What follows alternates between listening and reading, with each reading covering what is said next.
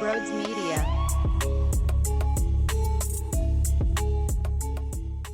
Taking all three from Toronto. It's the best you could ask for. 5-1 on the homestand, including taking 2 from Chicago, following the nightmare that was Pittsburgh. Pretty damn good. Strong showing. Not a needle mover. I'm waiting to watch what transpires after Miami, Houston, and the New York Mets. That's needle moving. This, there wasn't really anything the Phillies could do. They didn't do a bad job. They didn't do anything wrong. They just have me into a million pieces. And while they are theoretically taking steps in the direction of putting me back together, it's a lot of work to do. So that's the best way for me to describe it for you so you can visualize it. They're trying to put a hot glue gun out there to put me back into one. I'm shattered after some of the baseball I've seen from them. But there was a lot of good this series. Let's start with the starting pitching. My God, was that fucking filthy. Wheels, tremendous, no doubt about it. Hey, how are you? Who's your father? You know what I'm saying? This guy just shoves. Ranger, Sanchez, strong pitching performances. And your bats got rocking. Look, 2 out of the 3 wins were no-nonsense games. 8-0 on Friday night. Easy. It was a breeze. It was a no doubt about it. And same with this 11-4 victory on Father's Day.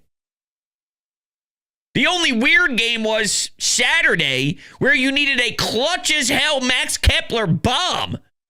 And on top of that, the only real offense you got was because it was walk, hit by pitch, walk, hit by pitch, walk, hit by pitch. Just a blow up. But you better take advantage when other teams start to urinate and vomit all over themselves. You did.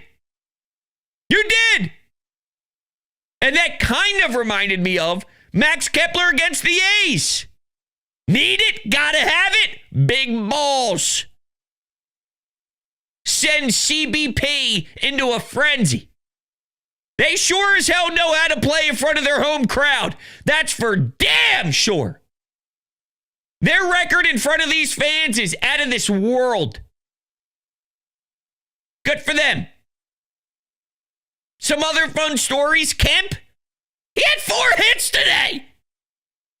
Scored a couple of runs, knocked in a couple of runs. Here and there, there's a little hiccup. Maybe an error at first, a scoop he could have had. But when he's giving you life and giving you juice and giving your team some energy without Bryce Harper, right? Moves across the diamond from third to first without Bryce. You live with the learning curve moments because he's providing enough spark for you. It's fun watching him.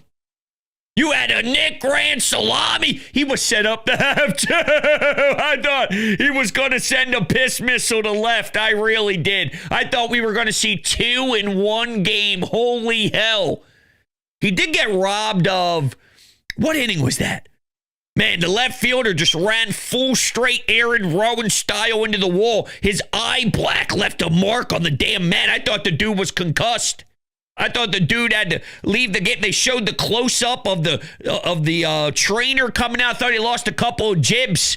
Thought he was going to be spitting out a couple of his chiclets onto the grass. It's a hell of a catch. Sell your soul for that catch. But yeah, you know, Nick was set up for a wild day. For a, what's going to happen in this world? Because whenever Nick does something crazy, you know, Call the family members and check in. You know what I'm saying? But we only had the 1 grand salami. So we can all breathe for our family. What else was there? Bohm? Bohm hit the best home run I've seen him hit since becoming a Philadelphia Philly. And it was really important timing because Phils are up 4-0. It then leaks to a 4-2 game. And then bang, he hits a 2-run shot to gain a 4-run lead again. So no, Toronto doesn't have a little bit of momentum. You shut it down instantly. You kill it. You regain separation.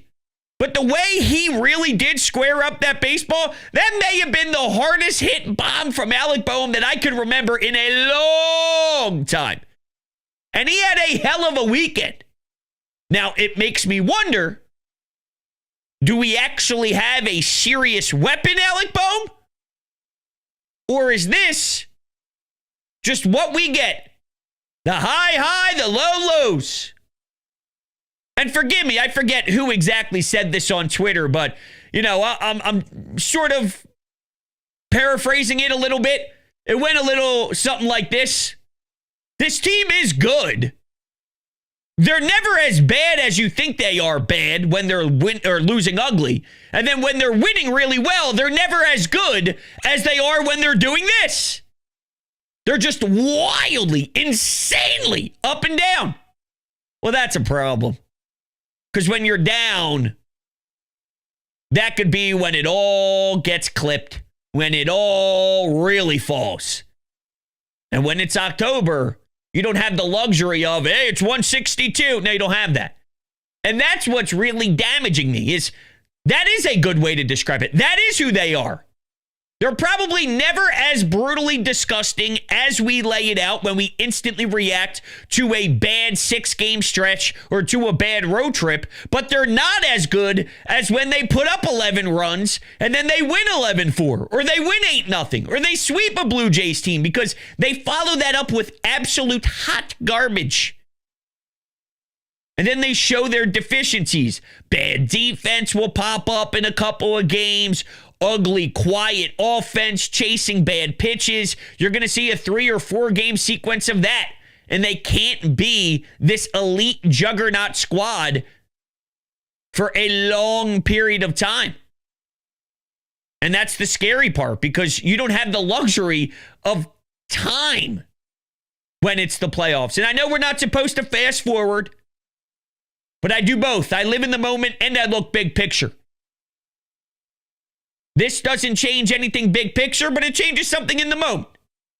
Because after Pittsburgh, I couldn't believe it. I was honestly ready, hair by hair, to rip all of my hair out with that piece of crap series that they gave me. But all right, while the Mets aren't doing their best currently, and you look at the standings, you make up some ground, that's good. That's good. You have a Miami team that you should be able to crush coming up for a handful of games. Good. Keep it rolling, baby. Into that 6-game window that I'm really highlighting. I want to see you respond to what the New York Mets did to you by pantsing you in Citi Field earlier this season. Oh, I need some serious answers. And with the Houston series, just an opponent that we have some hate towards because of a few years back. Now, I guess the question becomes, and we don't really know exactly where Bryce Harper is physically and when he's exactly coming back, but to get Kemp in the lineup, how do you make that happen? Is it throw him into left field? And now he's playing left field. Are you platooning that? So now we're platooning left, platooning center, and Bryce Harper plays first base.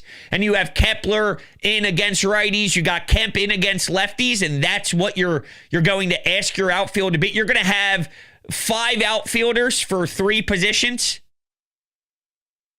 That's where it irritates me because that's just not championship caliber baseball in my eyes. But that's what they're going to have to do, I guess, to keep his presence here. But according to Rob Thompson, before the game, the range of motion in Bryce Harper's wrist is, quote, almost back, and he's not sure when Bryce will be throwing or swinging. So I don't know if this is going to take a long time for him to feel great. Is this going to be a super quick transition from not throwing, not swinging to, hey, I'm back, let's go? There's a bunch of videos of him taking ground balls but not doing anything with it, just dumping it into a bucket essentially after he takes those ground balls at first base. So there's that happening. But yeah, I mean, this could be something long. And, you know, if they're winning games, can you make the argument that it makes a lot of sense for you to take your time? What's the rush? What's the rush? If you could win regular season games without Bryce against teams that we're watching right now, you should be able to beat Miami without him. Now, I'd rather have him than not. But my point is, if time off isn't really going to fix the issue, and the only thing that's going to fix the issue is some sort of surgery, some sort of real work that gets done. Because remember, I'm all dating this back to last year. He had the problem, had an all-off season, came back this year that automatically started to hurt him. So the off season didn't fix it. So time doesn't seem like it's going to be what fixes it. It feels more than that. So this is something about maintaining the level of pain and playing through the pain. I don't see the benefit of him being forced to come back early if your team's still winning games.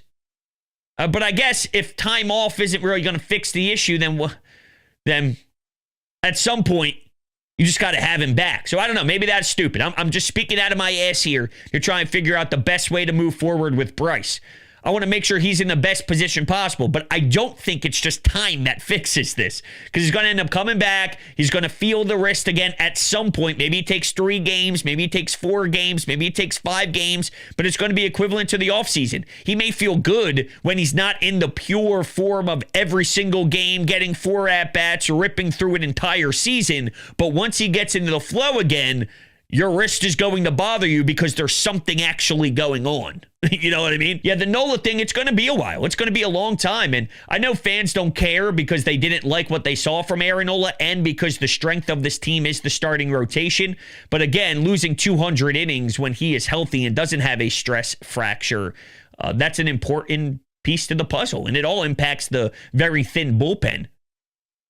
Because at some point, some of these names we're discussing, I heard Ruben Amaro, who does the Saturday morning show with Devin Caney on WIP. They do a nice job Saturday mornings, and he was talking about how great Ranger is, and it all depends on who's pitching hot at the right time when it's September. So it's all moving, and it's all sort of interchanging until we really get to that time of the year, and then just whoever's playing great is going to be pitching, and guys are going to get thrown into the bullpen. But you know, with Ranger, he wouldn't be surprised if he pitched the last pitch of the season, meaning if he was closing out games in the playoffs. And that's Ranger, who's just shoving 7 innings, who you know can pitch scoreless ball, who you know is thriving. But one of Rube's biggest concerns is my biggest concerns. I've seen him capable. I've seen him capable of performing this well. It's what happens when he starts eating a lot of innings.